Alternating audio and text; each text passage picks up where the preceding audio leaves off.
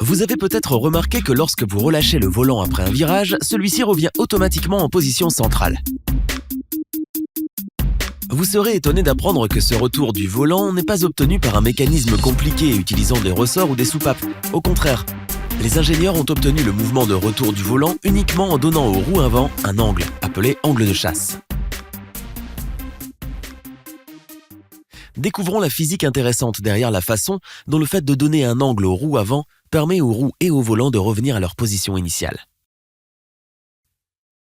Examinons d'abord de plus près le mécanisme du volant. Il est clair que la rotation du volant est transmise au système pignon-crémaillère qui fait tourner les deux roues. Si vous observez attentivement, vous pouvez voir que les roues tournent le long d'un axe particulier. Cet axe est appelé l'axe de direction. Dans cette illustration, vous pouvez voir que l'axe de direction est parfaitement vertical, mais ce n'est normalement pas le cas dans la pratique. Dans la pratique, l'axe de direction sera légèrement incliné par rapport à la verticale, comme illustré. Cet angle s'appelle l'angle de chasse. Vous verrez une image claire de cet angle lorsqu'on le verra de profil. Voyons comment fonctionne ce mécanisme de direction. Au début, il se peut que vous ne remarquiez pas beaucoup de différence par rapport au mécanisme précédent. Cependant, lorsqu'on apprendra les concepts de zone de réparation et de point de pivot, vous remarquerez une grande différence. La zone de réparation est la zone où la force est transférée aux roues. C'est évident qu'il faut faire pivoter la roue pour effectuer une rotation au point de rencontre de l'essieu directeur et de la route. Appelons ce point de rencontre le pivot. Dans le premier mécanisme, la zone de réparation est en ligne avec le point de pivot. Toutefois, dans le second cas, la zone de réparation est bien en dessous de la zone point de pivot.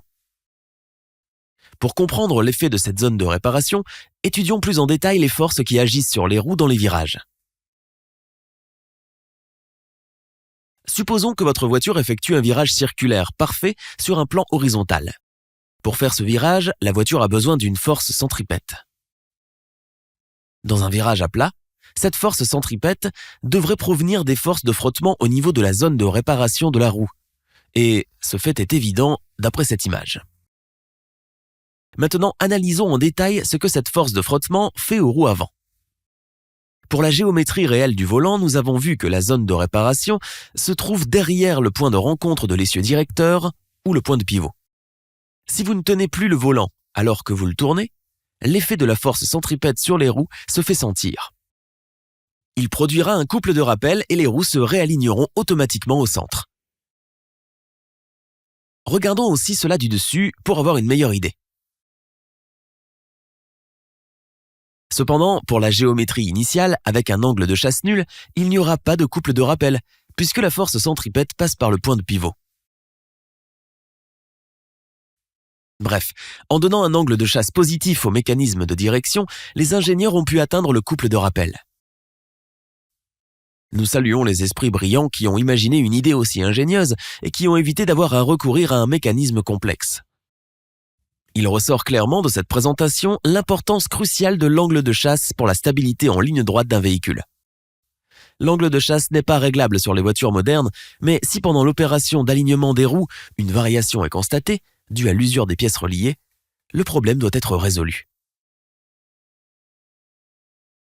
Nous espérons que vous supporterez nos services éducatifs sur patreon.com et n'oubliez pas de vous inscrire. Merci.